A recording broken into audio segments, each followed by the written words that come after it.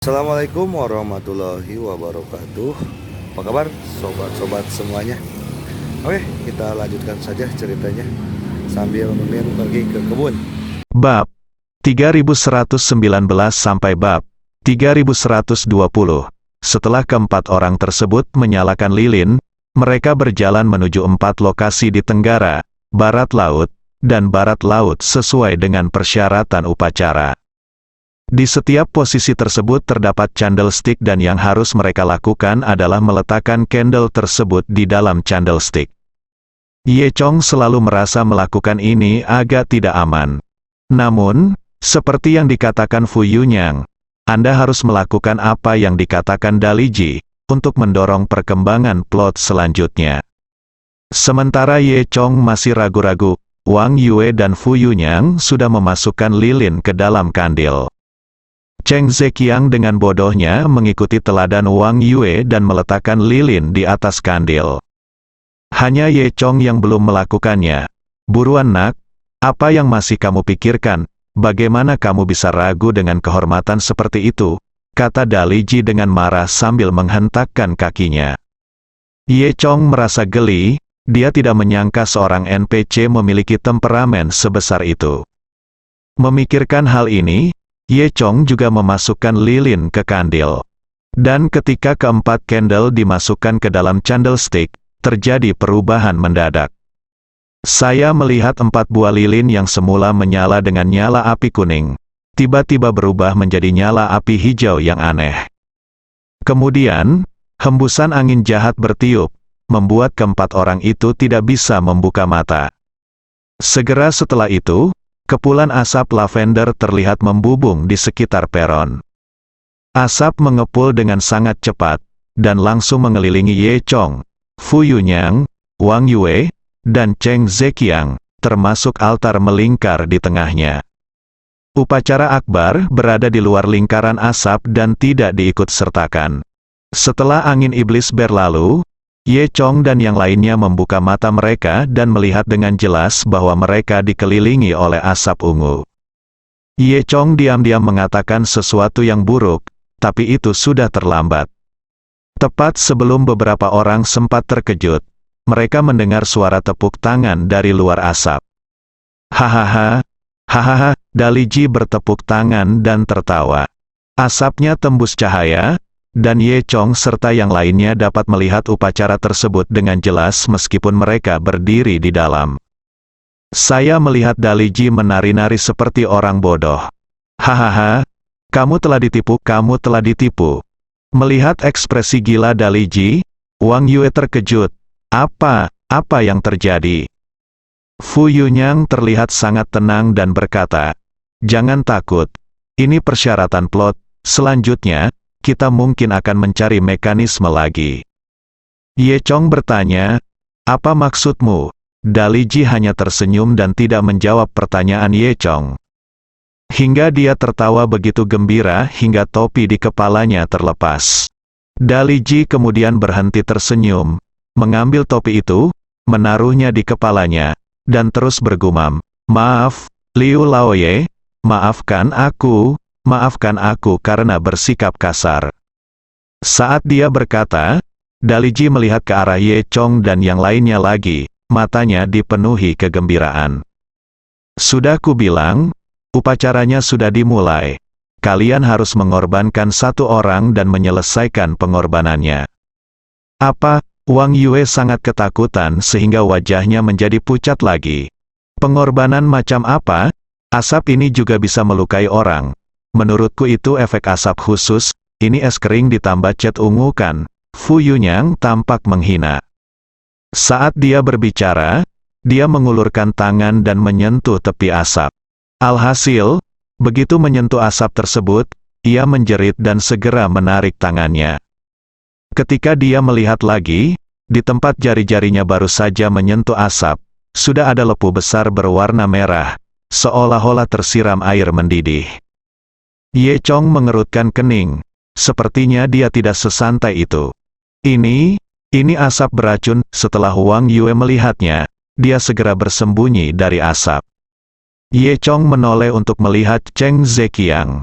Asap beracun tampaknya sangat kuat, dan Cheng Zekiang bodoh dan bodoh. Jika Cheng Zekiang bertemu dengan asap beracun, akan sangat sulit untuk ditangani. Namun, jelas bahwa kekhawatiran Ye Chong tidak diperlukan, dan Cheng Zekiang tidak berniat menyentuh asap beracun. Tapi sekarang Fu Yunyang tahu betapa kuatnya asap beracun itu, dia tidak lagi memiliki ketenangan seperti sekarang. Apa yang harus kita lakukan sekarang? Putaran ini menjadi lebih sulit. Menurut upacara agung, kita memiliki batas waktu.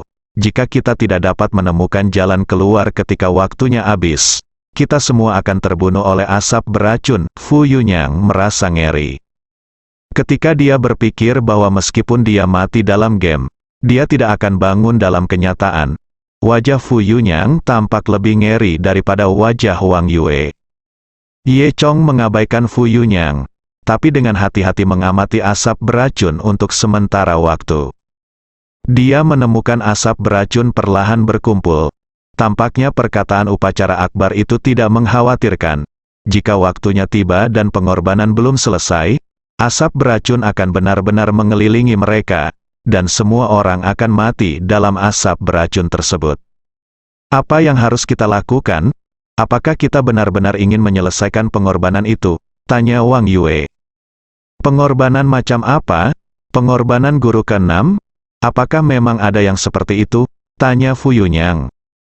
Di ruangan kecil itu, hanya Ye Chong dan Wang Yue yang melihat potret proses pengorbanan sebelumnya. Jadi mereka tahu bagaimana melakukan ritual pengorbanan. Kemudian, Wang Yuezhan dengan gemetar memberitahu Fu Yunyang apa yang dia lihat sebelumnya, proses pengorbanan. Ye Chong tidak berbicara di samping, namun, dia menemukan bahwa ketika Wang Yue berbicara, Cheng Zekiang mendengarkan dengan telinga terangkat. Setelah mendengar ini, Fu Yunyang juga tampak terkejut. Apakah ini pengorbanan? Kamu ingin membunuh seseorang? Tanya Fu Yunyang. Wang Yue mengangguk. Fu Yunyang menatap Ye Chong lagi. Ye Chong juga mengangguk. Fu Yunyang bertanya lagi pada Daliji. Hei, apakah kamu benar-benar harus membunuh seseorang untuk berkorban? Daliji tertawa keras. Ya, bunuh seseorang dan gunakan hidup segarmu untuk berkorban kepada guru ke-6. Cepat, jangan buang waktu. Saat dia mengatakan itu, Daliji mengeluarkan bola kaca seukuran kepalan tangan dari tangannya. Dia melempar bola kaca itu ke Fu Yunyang, lalu berkata, 2 altar pengorbanan, taruh bola di kiri, dan jalani hidup di kanan, lalu pengorbanan bisa selesai. Cepat, itu juga terlambat, Tuan 6 akan marah. Fu Yunyang mengambil bola kaca itu dan melihatnya dengan cermat.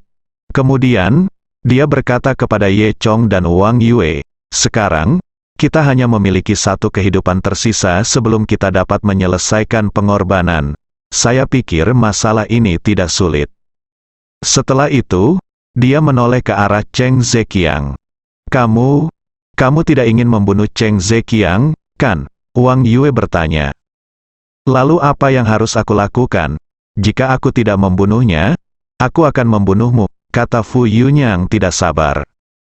Wang Yue terlalu takut untuk berbicara. Fu Yunyang melihat Wang Yue ketakutan, jadi dia menahan diri sedikit dan berkata dengan sabar. Sebenarnya, saya tidak ingin membunuhnya, tetapi kita harus mengorbankan seseorang, dan paman ini telah menjadi orang gila sekarang, hidup lebih buruk daripada kematian, jadi sebaiknya kita bunuh dia. Bahkan jika dia mati, dia tidak akan menyalahkan kita, sebaliknya, dia mungkin memicu misi permainan baru karena dia melakukan hal-hal baik. Setelah Fu Yunyang selesai berbicara, dia memandang Ye Chong, seolah meminta persetujuan Ye Chong. Wang Yue juga memandang Ye Chong, dia merasa Ye Chong tidak akan setuju untuk membunuh Cheng Zekiang. Dan Cheng Zekiang tidak berteriak atau tertawa gila seperti sebelumnya. Dia hanya menundukkan kepalanya, tidak melihat ke arah Fu Yunyang, Ye Chong dan yang lainnya, dan hanya memainkan jarinya. Yang tidak disangka Wang Yue adalah Ye Chong hanya tersenyum dan berkata, haha, Menurutku Lao Cheng juga harus dikorbankan. Lagi pula, dia gila, dia lebih buruk hidup. Apa kamu juga setuju? Wang Yue tercengang. Bagaimana denganmu? Fu Yunyang bertanya pada Wang Yue. Wang Yue ragu-ragu sejenak, tetapi karena mereka semua setuju, pendapatnya sendiri sebenarnya tidak penting. Ya, seperti yang kamu katakan, karena Paman Cheng gila, maka, kata Wang Yue. Sebelum dia bisa menyelesaikan kata-katanya, dia hanya mendengar Cheng Zekiang berkata, "Aduh." Aduh, Cheng Zekiang tiba-tiba menutupi kepalanya dan berkata, "Kepalaku sangat sakit. Aduh, apa yang terjadi, di mana saya? Saya hanya ingat bahwa saya terpeleset dan jatuh di kepala, dan kemudian saya tidak ingat." Cheng Zekiang bergumam pada dirinya sendiri, segera menarik perhatian Ye Chong, Fu Yunyang, dan Wang Yue. Wang Yue memandang Cheng Zekiang dengan heran. "Paman, kamu baik-baik saja?" "Oh, ini Xiao Wang, kepalaku sangat sakit. Apa yang kamu katakan bahwa aku baik-baik saja? Ada apa denganku? Apakah aku kehilangan ingatanku?" "Sudah," kata Cheng Zekiang sambil menutupi kepalanya. Fu Yunyang jelas sedikit terkejut. Ye Chong, sebaliknya, merasa geli. Dia harus mengatakan bahwa Cheng Zekiang sangat pandai berpura-pura.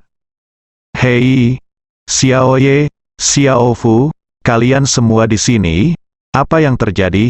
Cheng Zekiang bertanya, pura-pura tidak tahu apa-apa. Fu Yunyang dan Wang Yue saling berpandangan. Namun, tak lama kemudian, Fu Yunyang juga bereaksi. "Oke, orang tua, apakah kamu hanya berpura-pura sebelumnya? Apakah kamu berpura-pura gila di sini hanya untuk tidak melapor? Kamu benar-benar pantas mati," kata Fu Yunyang. Cheng Zekiang tampak tidak bersalah. Apa yang kamu katakan? Saya benar-benar tidak mengerti. Apakah saya kehilangan ingatan saya?" Dan ketika beberapa orang sedang berbicara, asap beracun jelas berkumpul ke arah mereka. Lingkaran telah mengelilingi mereka. "Dengar, kita tidak punya banyak waktu," kata Wang Yue ngeri. Setelah pengingat Wang Yue, Fu Yunyang dan Cheng Zekiang menjadi sadar akan situasi di sekitarnya. "Oh, asap macam apa ini?" Cheng Zekiang pura-pura tidak tahu apa-apa, tapi tanpa sadar dia menjauh. Fu Yunyang berkata, "Orang tua, apakah kamu masih berpura-pura sekarang? Menurutku kamu bukan orang baik. Lamaranku tetap tidak berubah. Bahkan jika kamu tidak gila sekarang, aku tetap mengusulkan untuk mengorbankan kamu, karena kamu bukan orang baik." Cheng Zekiang melambaikan tangannya. Ini tidak apa-apa." Fu Yunyang menoleh untuk melihat Ye Chong. Dia juga tahu betul bahwa sikap Ye Chong sangat penting sekarang. Fu Yunyang berkata, "Saudaraku, Anda lupa bahwa di level sebelumnya, kita semua bertanggung jawab atas upaya kita. Orang tua ini tidak melakukan apapun dan berpura-pura gila untuk menghindari tanggung jawab. Dalam permainan, dia adalah rekan setim babi yang baik. Memiliki rekan satu tim seperti itu akan meningkatkan kemungkinan kegagalan tim kita. Jadi saya tetap mengusulkan untuk mengorbankan dia. Saya pikir meninggalkan Anda dan saya akan lebih berguna daripada dia." Fu Yunyang meraihnya. Cheng Zekiang berpura-pura gila dan berkata dengan putus asa. Cheng Zekiang memandang Ye Chong dengan gugup. "Xiao Ye, kamu juga tidak berpikir begitu, kan?" Ye Chong memeluk bahunya dan diam-diam menonton penampilan Fu Yunyang dan Cheng Zekiang, merasa lucu di dalam hatinya. Namun, sebenarnya dia sudah punya rencana. Kemudian, Ye Chong mengangguk dan berkata, "Baiklah, saya setuju dengan apa yang dikatakan Fu Yunyang, korbankan Lao Cheng." Mendengar ini, hati Cheng Zekiang membeku dan kakinya menjadi lemah. Ini tidak bagus, Cheng Zekiang berkata sambil meringis. Kemudian dia menatap Wang Yue lagi. Ingin meminta bantuan Wang Yue. "Wang Yue kecil, kamu tidak setuju. Bukan, bagaimana kamu bisa mengorbankan aku? Apa?" Wajah Wang Yue tampak sedikit pucat. dia menundukkan kepalanya dan berkata dengan ragu-ragu, saya akan mendengarkan keduanya. Ini adalah perjanjian terselubung untuk mengorbankan Cheng Zekiang. Mendengar ini, Cheng Zekiang lumpuh total, kakinya melunak, dan dia jatuh ke tanah. Dia tampak sedih, seolah telah menerima takdirnya. Cheng Zekiang berkata, "Hei, sebenarnya saya juga tahu bahwa saya yang paling tidak berguna di tim ini. Jika Anda benar-benar ingin berkorban, saya adalah orang yang paling cocok untuk dikorbankan." Ye Chong menjadi aneh, berpikir bahwa Cheng Zekiang akan mengatakan seperti itu hal. Lagi pula ini hanya permainan. Aku tidak akan benar-benar mati dalam kenyataan. Namun, jika ada kesempatan, kamu harus membantuku mengurus keluargaku. Apa yang akan aku lakukan jika aku tidak memiliki pekerjaan untuk menghidupi mereka? Kata Cheng Zekiang semakin sedih.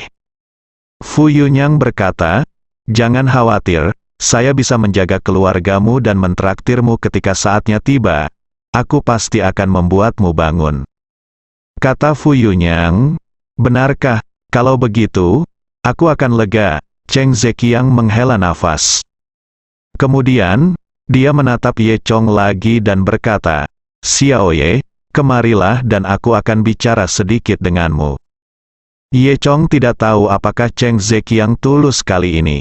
Namun, melihat penampilan Cheng Zekiang yang mengatakan sesuatu yang baik meski akan mati, sepertinya itu tidak palsu. Meski hanya kematian di dalam game, Ye Chong tertular oleh Cheng Zekiang. Dia berjalan ke arah Cheng Zekiang. Cheng Zekiang berkata dengan sedih, "Hei, aku tahu, akulah yang paling tidak berguna. Aku sudah sangat tua. Mengapa aku masih bermain-main dengan kalian anak-anak? Aku pantas dikorbankan." Dia berhenti. Setelah jeda, dia melanjutkan, "Baiklah, saya tidak menyalahkan Anda. Saya benar-benar tidak menyalahkan Anda. Saya juga berharap Anda dapat menyelesaikan permainan ini dan memenuhi keinginan ini untuk kami." Dengan itu, Cheng Zekiang mengulurkan tangannya dan ingin memegang tangan Ye Rusing. Ye Chong tergerak oleh kata-kata Cheng Zekiang. Dia tidak menyangka Cheng Zekiang akan memiliki kesadaran seperti itu. Dia bahkan sedikit menyesalinya, termotivasi oleh hatinya yang tergerak. Ye Chong mengulurkan tangan dan ingin memegang tangan Cheng Zekiang. Dan pada saat berikutnya, Ye Chong tiba-tiba menyadari bahwa rasa dingin muncul di mata Cheng Zekiang. Hati Ye Chong tergerak dan diam-diam dia berkata, "Tidak bagus." Baru kemudian dia ingat bahwa dia masih memegang manik kaca pengorbanan di tangannya. Baru saja, Cheng Zekiang dengan sengaja mengulurkan tangan kanannya, dan juga ingin Ye Chong mengulurkan tangan kanannya. Manik kaca ada di tangan kanan Ye Chong. Niat Cheng Zekiang sangat jelas. Dia ingin mencuri manik-manik kaca Ye Chong. Memikirkan hal ini, Ye Chong mengutuk dalam hatinya, "Orang tua yang licik ini, aku sangat bodoh, aku jatuh ke dalam perangkapnya." Namun, sudah terlambat untuk bereaksi saat ini. Cheng Zekiang tiba-tiba mengerahkan kekuatannya dan meraih dia meninju manik-manik kaca di tangannya, lalu berguling di tempat, berguling sejauh lebih dari 3 meter, lalu segera bangkit. "Jangan bergerak, jangan bergerak, jika ada yang berani bergerak, saya akan menghancurkan bola kacanya." Cheng Zekiang tiba-tiba mengubah wajahnya dan berkata, "Bersambung."